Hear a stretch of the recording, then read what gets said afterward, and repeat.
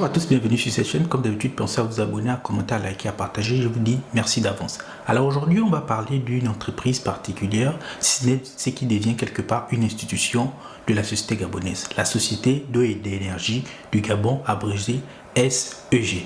Lorsqu'on parle de la SEG, en général, ce qu'on entend, c'est ça.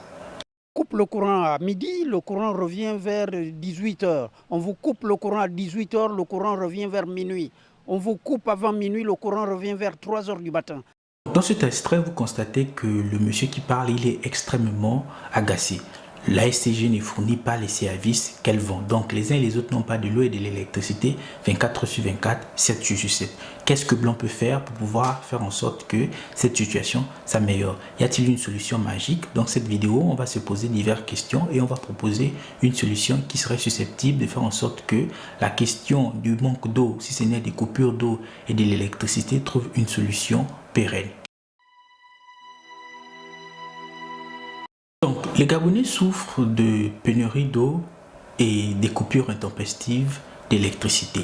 Alors qu'on est dans un pays, on rencontre de nombreux cours d'eau.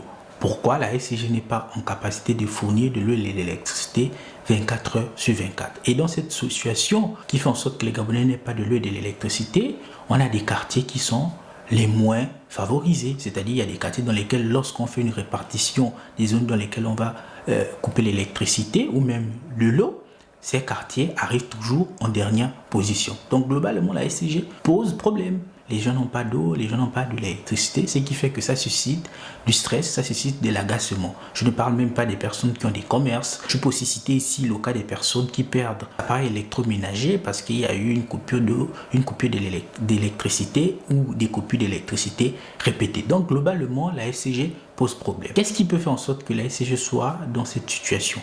Peut-être la SCG est dans un contexte où elle doit couvrir un grand espace et que ce grand espace-là nécessite beaucoup de moyens. Parce que n'oublions pas que la SCG fait face à une question ici de matériel, à une question ici d'équipement, ce qui fait que parfois elle est en incapacité de pouvoir résoudre les problèmes. Donc globalement, le matériel, les équipements de la SCG sont vieillissants. Et dans certaines régions, parfois, les différents agents de la SCG n'y vont plus parce que ce sont des espaces reculés. Et ça, ce n'est pas du fait de la SCG, c'est juste du fait déjà des différentes thématiques ou des différents problèmes auxquels la société gabonaise fait face, notamment la route. À partir de ce moment, si la SCG n'est pas en incapacité de peut-être couvrir tout le territoire, parce que pour moi c'est peut-être l'une des raisons, est-ce qu'il ne serait pas ici tant que la SCG est un rival? Est-ce qu'il ne serait pas tant de la concurrence à l'instar de ce qu'on constate avec les maisons de téléphonie mobile? C'est-à-dire qu'on a de nombreuses maisons de téléphonie mobile, ce qui fait que la concurrence pousse les uns et les autres à améliorer leurs services. Pour résoudre la question des délestages intempestifs et surtout des coupures d'eau, il faut que la SCG ait un concurrent. Parce que lorsqu'il y a de la concurrence, les entreprises améliorent leur service parce qu'ils se disent que si on n'améliore pas le service, les clients pourront aller chez un autre opérateur. Et cela, on peut par exemple le constater avec les maisons de téléphonie mobile. Lorsqu'il y avait 3 maisons de téléphonie mobile au Gabon, on a constaté que les prix baissaient, on a constaté que le service s'améliorait. Même lorsqu'il n'y en a plus que 2, on voit qu'il y a un effort qui fait en sorte qu'il y ait de la concurrence pour que les uns et les autres améliorent leur service. Du moins ici, c'est les maisons de téléphonie mobile. Lorsqu'on est dans un marché qui est dominé uniquement par un seul acteur, on constate ces situations.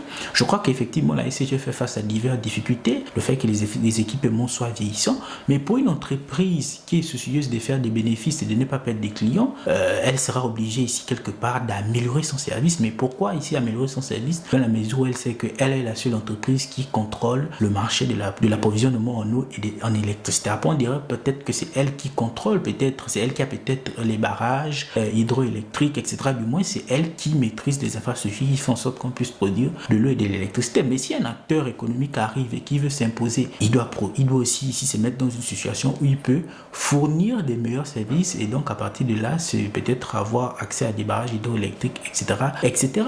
Encore qu'on est dans un pays où il y a de nombreux cours d'eau, donc on peut avoir accès à des infrastructures, c'est-à-dire des barrages hydroélectriques. Donc pour moi, la question de la SCG, c'est c'est une question d'abord de concurrence. Lorsque la SCG aura de la concurrence, et c'est un phénomène naturel et quelque part économique, la SCG améliorera son service. Mais tant qu'elle sera la seule entreprise qui aura le monopole de l'approvisionnement de l'eau et de l'électricité, le service ne changera pas puisqu'il n'y aura aucune pression. Au-delà du fait qu'il y aurait ici les cris des usagers qui seront à chaque fois dans des situations où ils n'ont pas d'eau et de l'électricité. Donc pour moi, l'élément principal pour faire en sorte que la SCG puisse s'améliorer drastiquement et pour faire en sorte que la solution soit pérenne, c'est faire en sorte qu'il y ait un rival, un concurrent dans l'arène de la production de l'eau et de l'électricité, ou du moins dans la fourniture de l'eau et de l'électricité. Donc merci d'avoir regardé cette vidéo. On se donne rendez-vous dans un prochain numéro.